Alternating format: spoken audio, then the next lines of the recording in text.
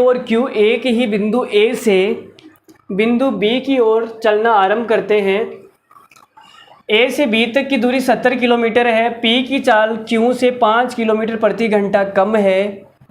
Q B पर पहुंचकर तुरंत वापस लौटता है और P को B से 10 किलोमीटर दूरी पर मिलता है।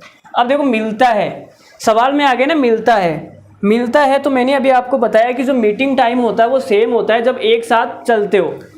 तो देखो ये चलना आरंभ करते हैं भाई, एक साथ चलना आरंभ करते हैं और एक साथ चलना आरंभ करते हैं और मिलते भी है, तो मीटिंग टाइम क्या होगा, सेम होगा। तो हम यहाँ पे लिख लेते हैं मीटिंग टाइम इज सेम। मिलने का जो समय है मीटिंग टाइम वो क्या है, सेम है। और अगर मीटिंग टाइम सेम है तो हम बोल सकते हैं डिस्टेंस और स्पीड का जो अनुपात होगा वो बराबर होगा। लेकिन सवाल बोल क्या रहा है पहले उसे समझ लेते हैं। सवाल ये बोल रहा है कि दो स्थान है A और B। यहाँ पे A है और यहाँ पे B है और इन दोनों स्थानों के जो बीच की दूरी है वो 70 किलोमीटर है। तो यहाँ से यहाँ तक की जो टोटल डिस्टेंस है वो कितनी है, 70 किलोमीटर है। फिर क्या बोला है, A से B तक की दूरी 70 है। P की चाल, अब P और Q दो बंदे हैं, यहाँ पे P मान लो, यहाँ पे Q मान लो।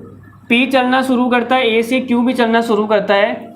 Q B पर पहुँचकर, ये जो Q है वो B पर पहुँच गया, B पर पहुँचकर तुरंत वापस लौटता है, वापस भी लौट गया और रास्ते में P को मिलता है B से 10 किलोमीटर दूर।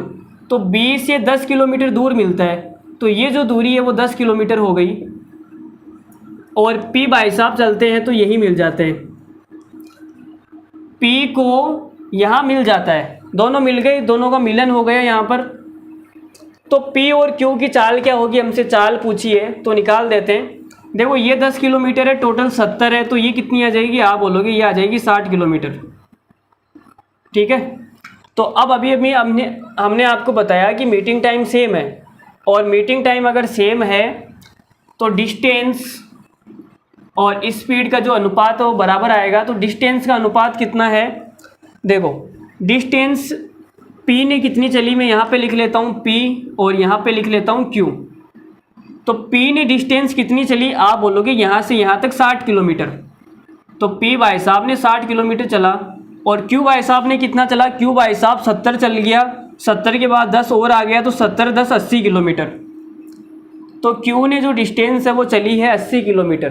ठीक है, अब स्पीड भी यही आएगी 60/80। तो अनुपात कितना आ गया, 20 या 60 और 20 चौक 80।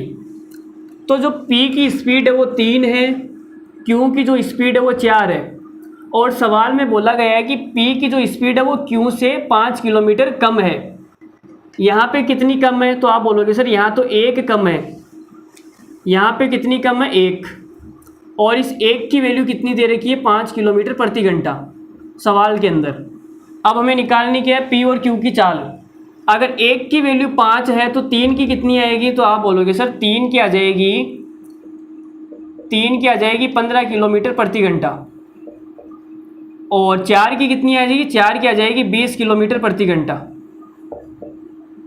लो जी, तो P की स्पीड आ गई 15, Q की स्पीड आ गई 20 और हमारा सवाल का आंसर यही है। P और Q की चाल ही हमसे पूछी थी सवाल के अंदर। तो बढ़िया सवाल था, अच्छा सवाल था, मज़ेदार सवाल था और सच कहूँ तो लल्लू सवाल था। चलो आगे बढ़ते हैं, 1-2 सवाल और कर